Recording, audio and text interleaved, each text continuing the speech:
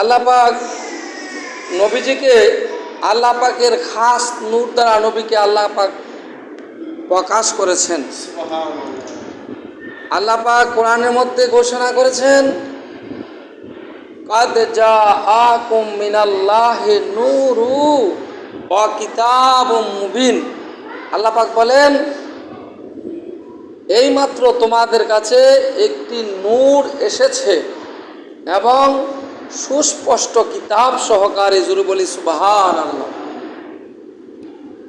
আয়াত নাম্বার 15, সূরার নাম্বার মায়েদা, সূরা মায়েদার 15 নম্বর আয়াত। খেয়াল রাখবেন নবীজি নূরের দলিল কোথায় আছে। সূরা মায়েদার 15 নম্বর আয়াত, সূরা নূরের 35 নম্বর আয়াত। নূরুন আলা নূর, জোরে বলি সুবহানাল্লাহ। নূরুন আলা নূর, আলোর উপর আলো, আল্লাহর আলো, আল্লাহর নূর। সূরা আহজাবের 45 থেকে 46 নম্বর আয়াত। আল্লাহ পাক বলছেন, ইয়া আইয়ুহান নাবিয়্যু ইন্না আরসালনাকা শাহিদাও ওয়া মুবাশশিরাও ওয়া নাযীরা ওয়া দায়ান ইলাল্লাহি বিইজনিহি ওয়া সিরাজাম মুনীরা। জোরে বলি সুবহানাল্লাহ। ইয়া আইয়ুহান নাবিয়্যু, হে আমার নবী, ইন্না আরসালনাকা শাহিদাও, নিশ্চয় আপনাকে পাঠানো হয়েছে সাক্ষ্যদাতা হিসাবে, হাজির নাজির করে। যেরকম সুবহানাল্লাহ। শাহেদ, হাজির, উপস্থিত। ও নাজিরা ও দায়ান ইলাল্লাহি বিইজনিহি ও সিরাজাম মুনীরা, এবং আল্লাহর পথে আহ্বানকারী হিসাবে এবং দীপ্তিমান প্রদীপ হিসাবে, আলো হিসাবে, নূর হিসাবে, দীপ্তিমান সূর্য হিসাবে। যেরকম সুবহানাল্লাহ। যদি এখানে শব্দের ব্যাখ্যা করি, আল্লাহ পাক রব্বুল আলামিন বলেছেন, ইয়া নাবিয়্যু, হে আমার নবী। ডাইরেক্ট নবীকে সম্বোধন করেছেন। খেয়াল করবেন, আল্লাহ পাক ডাইরেক্ট নবীকে উল্লেখ করেছেন, ইয়া, হে, আইয়ুহান নবী, হে আমার নবী। ইন্না, নিশ্চয়ই, এতে কোনো সন্দেহ নাই, সন্দেহ করলে বেঈমান হবে।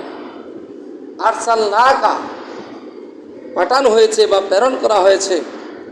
শাহেদ, সাক্ষ্যদাতা, উপস্থিত ব্যক্তির সাক্ষ্য গ্রহণযোগ্য, অনুপস্থিত ব্যক্তির সাক্ষ্য গ্রহণযোগ্য নয়।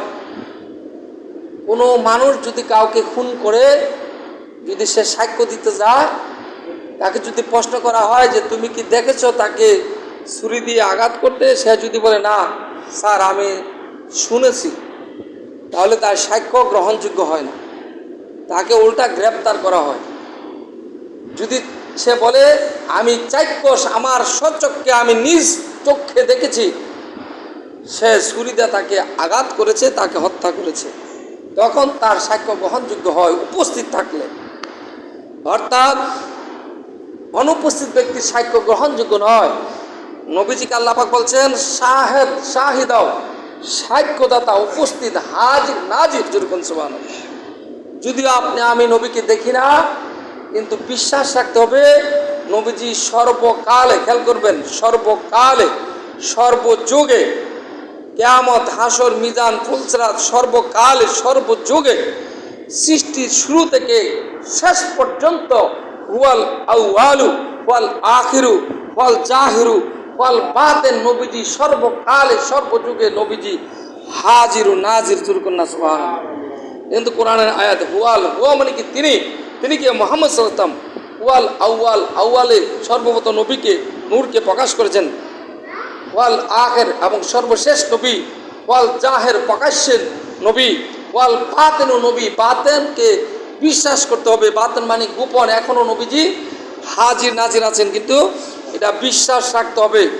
হাজির নাজির সম্পর্কে 255টা দলিল আছে আমার জানা মতে, আরও থাকতে পারে। আল্লাহ পাক নবীজিকে হাজির রাখেন উম্মতকে বাঁচানোর জন্য, উম্মতকে বিপদ থেকে উদ্ধার করার জন্য। বিভিন্ন কারণে নবীজিকে আল্লাহ পাক হাজির রাখেন। যেরকম না সুবহানাল্লাহ। তো সে